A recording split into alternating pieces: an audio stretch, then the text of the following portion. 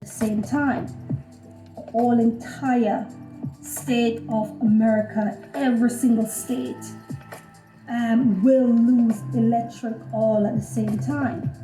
And the Lord let me know that this is not, and I repeat, because people are going to hear it and they're going to think, oh, the 3 days of darkness. No, this was very, very clear in my spirit. This has nothing to do with the 3 days of darkness. This is not the 3 days of darkness, because the 3 days of darkness is going to affect the whole entire world. The whole entire world will be plunged into thick, gross darkness. Okay? So this is not the 3 days of darkness. This is not the planet Nibiru that is causing this knockout of the electric to go in America. Because the Lord was specific. He said it's America. It wasn't the world. So something is going to kick off in the United States of America very, very soon, brothers and sisters. The Lord didn't give me any date or anything like that, but I know that it is very soon in my spirit when the Lord was explaining it to me. So it is not the 3 days of darkness, this blackout or this losing of electric in America. It is not the 3 days of darkness. Number two, it is not the planet Nibiru or Nibiru or Planet X that's going to cause this. So I began to speak to the Lord and I'm saying, Father, why is it that all the states in America won't have any electric? And the Lord allowed me in no uncertain terms, brothers and sisters. He says that this is to do with the wicked that's planted in the government in the United States of Babylon, America. So they are doing some form of test run. And actually, the Lord reminded me, for some reason, the Lord reminded me of what happened in Texas. Everybody remember what happened in Texas? And is it when they had that really, really bad snowstorm and Texas was like, had no electric for days. And I know a lot of people look at that and think, oh, it's just a snowstorm. No, brothers and sisters, that was not just a snowstorm. That was the wicked that turned off the electric in Texas. It's them within the United States of America that's done it. And now you see we're coming up to the time of the end, brothers and sisters, and Satan is you're going to find that a lot of things are going to happen before the real deal comes in. And Satan is going to do a lot of test runs all over the world. But he's going to start with Babylon, America. All right? So the Lord said to me that this blocking out of electric in all of the states of America, all at the same time, like it's going to go all at the same time. The Lord said that it's the elites, it's the wicked, it's the Satanists within the governments that's doing it. It's got nothing to do, how the Lord explained it to me, it's a test run. Because normally they do a lot of test run in America, but a lot of people don't know it. They do it all over the world, really. But so much so in Babylon, America. And sometimes with their test run, they'll turn the electric off, they'll turn the water off and stuff like that. But it's done in different states. Now, this test run is a build-up for the EMP that is to happen in America in the future. Because when the EMP is sent through Russia and China, it's going to affect all of America all at the same time. So the wicked who's working with these wicked countries to bring America down, they have to do test runs. Satan doesn't know everything, and I keep on saying it, brothers and sisters. Say that test run is like Hollywood movie. The wicked put everything in Hollywood movies so that it's to dumb you down. It's like that. Okay? So when the Lord said it to me this morning, brothers and sisters, that the electric is going to go, the Lord didn't tell me for how long. That never came to me to say how long it was going to be. But the Lord explained to me that it will go all at the same time all over America. So please get some watering, get some non-perishable food. You cannot lose, brothers and sisters. You cannot lose. They're unable to actually fly anymore, ever. So For British Airways pilots, a Delta pilot, Canadian pilot unconscious on the runway, all in 1 week. What did they look at what's going on in the world right now? And the thing that we'll call it the cure. It looks like the cure. More and more people are saying that it's not so much. A lot of pilots seem to be having some problems with that. Let's look at that. Let's share the screen. Lots of pilots are unable to actually fly anymore, ever. So for British Airways pilots, a Delta pilot, Canadian pilot unconscious on the runway, all in 1 week. What do they have in common? Safe travels. So this is from my friend Tarot by Janine. And we also have American Airlines saying that they're going to have to start to cut back. Hundreds of American flights canceled due to reported pilot shortage. Also in India, they also have had some issues as well. So what do you guys think that's from? What could be the problem? Why are they having to cancel those?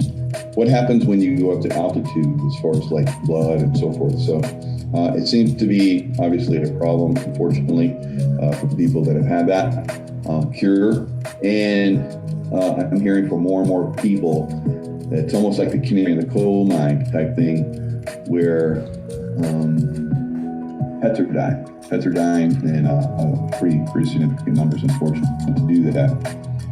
So they're making kind of any excuses to cover this stuff up that they can. So I think that as we go forward, more and more stuff gets revealed on that. We also have Trump. I have not conceded 2020 loss. Might have a different president now, if not for Pence choice. So when you have statements like that coming out, it kind of makes you go, what's going on with that Arizona thing, where they just did an A in Arizona, and we know what that A is.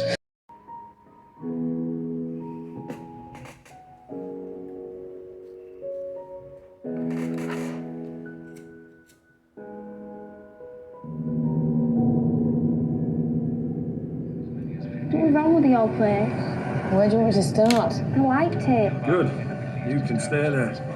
Very funny. Ta-da!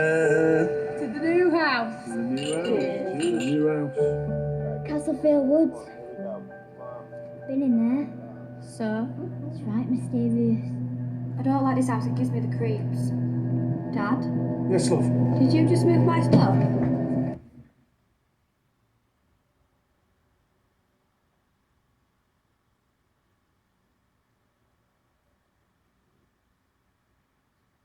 In our jails, they were probably sent here so that we put them in our jail. If you want to put them in our jails, they were probably sent here so that we put them in our jails.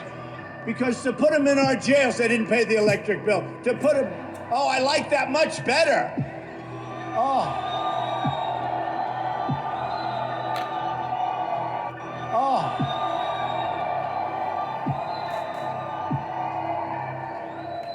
Oh, that's so much better. Those lights were brutal. They come from the dishonest press?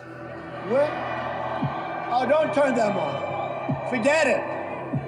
Better, right? Don't turn them on. Don't turn the lights on. Plus, we save on electricity, right? And because the lights didn't work, I won't pay the rent. So we get better lighting, and we don't pay the rent, right? I won't pay the rent, so we get better lighting, and we don't pay the rent, right? Right? No, get those lights off. Off! No, get those lights off. Off! Right? No, get those lights off. Off! Turn them off. They're too bright. Turn them off. Turn them off. Let's go. Ready? Turn off the lights. Turn off the lights. Turn off the lights. Off the lights. Turn off the lights. Turn off the lights. Turn them off.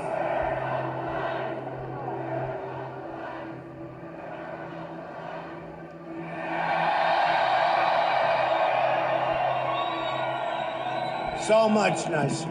No, that's the way we have to negotiate for our country. So much nicer. No, that's the way we have to negotiate for our country. So much nicer. No, that's the way we have to negotiate for our country.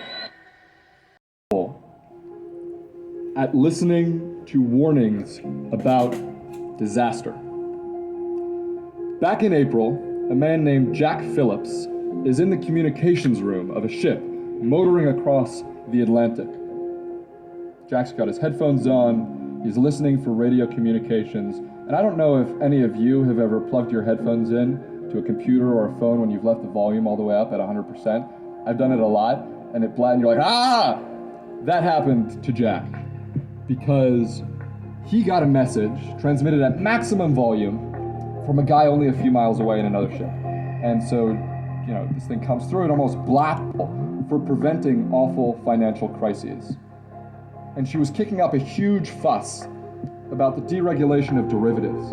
And she was making so much noise that the big banks got pissed, pulled some strings, and forced her out of her chairwomanship.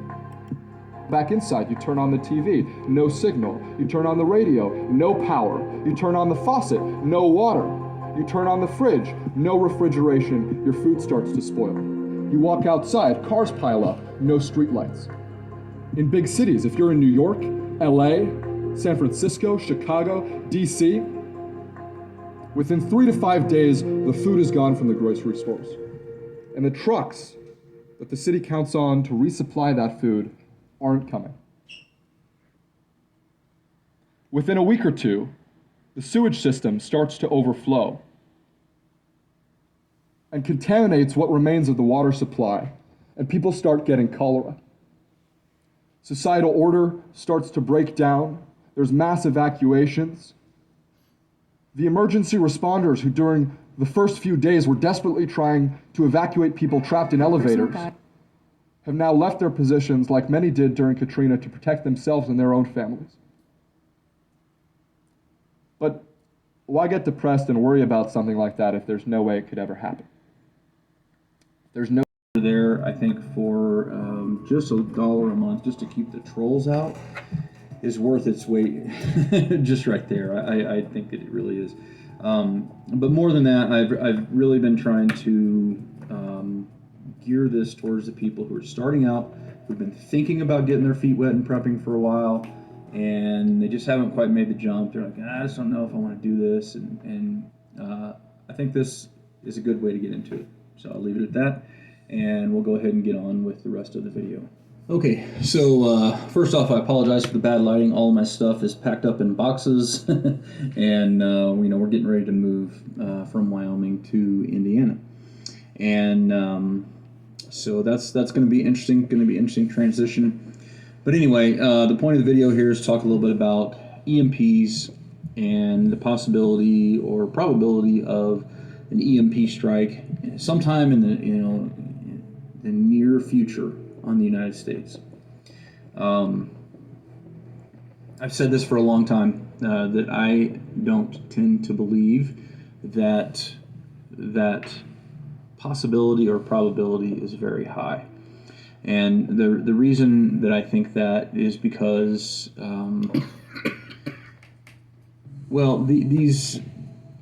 these weapons have been around for a while, okay? They've been, just because public stories just come around about things doesn't mean that they haven't been in development for a very long time. And so countries are always trying to better their situation when it comes to their defenses and those kinds of things, national strategies and all that kind of stuff. And any country that has a professional military, like the United States, China, Russia, those kinds of things, you have professional military education schools, and you have officers who will write position papers and different things like that. They will publish them publicly, and people will take those to mean that is the national policy or that is the national strategy and all that kind of stuff. Have this idea that a nuclear explosion is catastrophic and that it can't be recovered from and all this kind of stuff. Well, that's just simply not the case.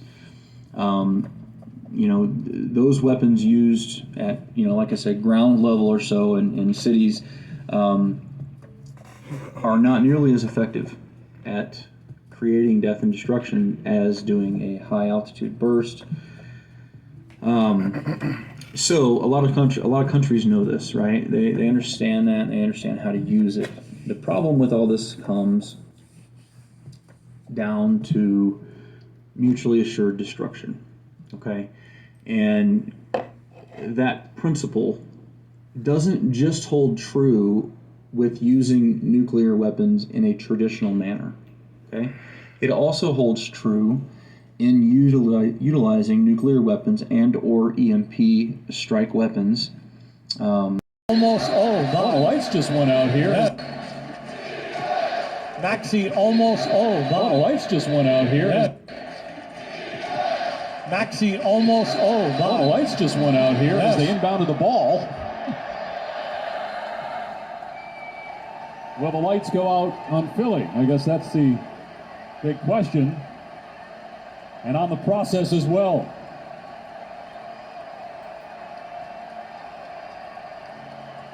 So all the Hawk fans have their flashlights now on their phones here. They're taking in every second of this. The entire building reacted to that, okay? Trey Young literally. The second is Electromagnetic Pulse, where my co-author and good friend Bill Fortune has written a remarkable novel, which I commend to all of you, called 1 Second After, in which he takes a town in North Carolina and shows you what would happen with a successful electromagnetic pulse attack. Electromagnetic pulse is essentially a peculiarly sized nuclear device that becomes a giant lightning strike. It doesn't kill by radiation or by the power of the shock wave, but it knocks out all the electrical appliances, including the generating system that produces the electricity, including cars that have traditional electrical devices, all the telephones. And if you look at the size of the electrical generating system, it's not replaceable. I mean, the length of time it takes to replace that, particularly in a society which has lost electricity, is staggering. And Fortune accurately describes what would the catastrophic consequences be at a human level if you tried to live in a non-electricity world given the way we built our civilization.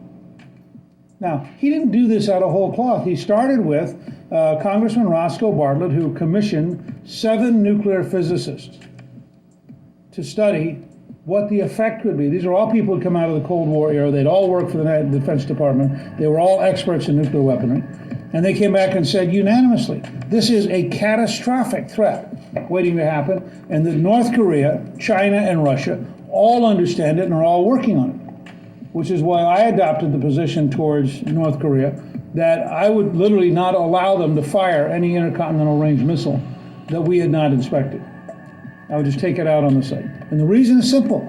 One weapon of this kind that went off over Omaha would eliminate most of the electrical production in the United States. And we are not today hardened against this. It's an